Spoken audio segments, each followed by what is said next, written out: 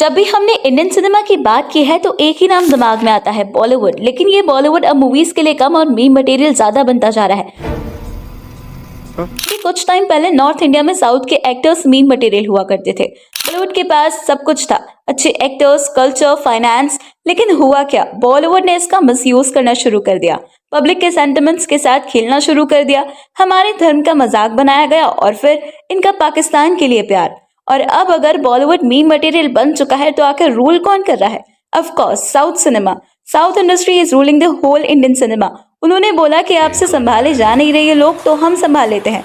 और आज इसी साउथ इंडस्ट्री ने ना सिर्फ साउथ बल्कि पूरे इंडिया के दिलो दिमाग पर कब्जा कर लिया है। जहां बॉलीवुड हमारे कल्चर को छोड़ के वेस्टर्न कल्चर को आइडियलाइज करता है, उसके अपोजिट साउथ सिनेमा हमारे कल्चर को सुपीरियर बताता है, उसे रिस्पेक्ट करता है और उसे ऐसे फॉरकास्ट करता है जिससे हमारे कल्चर का एक नया रूप निकल के आता है।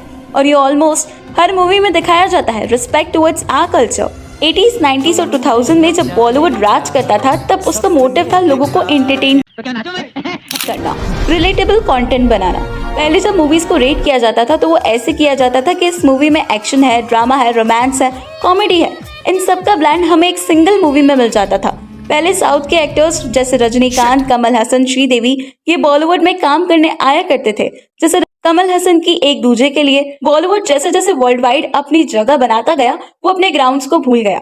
उनको लगा कि इंडियन सिनेमा के पास हमें देखने के अलावा और कोई ऑप्शन है ही नहीं और उन्होंने रूरल मिडिल क्लास एरियाज को ड्रॉप करके एनआरआईज को टारगेट किया। एनआरआईज मतलब जो गुजराती, पंजाबी, मारवाड़ी बाहर ओवर द सीज रहते हैं, उसको टारगेट करने के चक्कर में ओरिजिनल हिंदी सिनेमा को भूलते चले गए।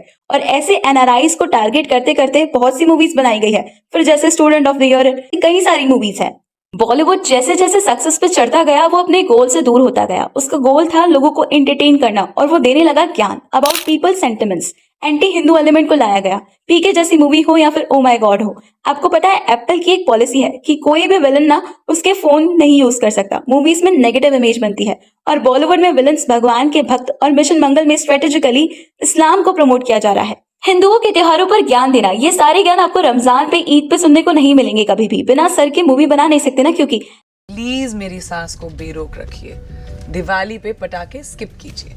अक्षय कुमार के अकॉर्डिंग वैष्णो देवी नहीं जाना चाहिए क्योंकि उससे पैसे वेस्ट होते हैं। पाकिस्तान जैसे देश को भर भर के सपोर्ट किया गया और इन सब के बाद भी बॉलीवुड को कुछ फर्क नहीं पड़ा था क्योंकि उन्हें पता था इंडियन ऑडियंस के पास और कोई ऑप्शन नहीं था दूसरी मूवीज देखने का। दूसरी मूवीज देखने में लैंग्वेज बैरियर था और सबको तेलुगु, कन्नड़ आती नहीं और डब्ड बस कुछ ही थी। लेकिन ये सब एटीट्यूड इन्हें तब भारी पड़ा जब लॉकडाउन लग गया। 2019 में बॉलीवुड का रेवेन्यू था 4000 करोड़ लॉकडाउन के बाद। लेकिन सारी की सारी मूवीज फ्लॉप होना शुरू हो गई थी, चाहे वो किसी भी सुपरस्टार की हो, क्या सलमान खान, क्या रणवीर सिंह, क्योंकि अब अवेलेबिलिटी यानी कि सप्लाई प्रॉपर हो रहा था इंडियन ऑडियंस के पास। अब ऑप्शंस ही ऑप्शंस आ गए थे ओटीटी के थ्रू, जिससे लैंग्वेज बैरियर की प्रॉब्लम हो गई थी सॉर्ट। और बेस्ट लेवल का कंटेंट मिलेगा तो कोई 300 रुपए की टिकट लेके क्यों ही जाएगा। ओटीटी प्लेटफॉर्म ने बहुत ही अच्छी क्वालिटी में कंटेंट डब करके डिलीवर किया और ओटीटी की वजह से साउथ सिनेमा ने जो ज्योग्राफिकल बैरियर भी था उसको भी तोड़ दिया। जहां बॉलीवुड अभी भी कलंक, रॉकी और रानी, बड़े मियां छोटे मियां जैसी मूवीज बना रहा है, वहां साउथ इंडस्ट्री बाहुबली, केजीएफ, आरआरआर, पुष्पा जैसी ब्लॉकबस्टर्स मूवीज दे रहा है। अब देखो जो ट्रेंड में चल रहा है उसको अडेप्ट करना चाहिए था, बट बॉलीवुड ने क्या किया,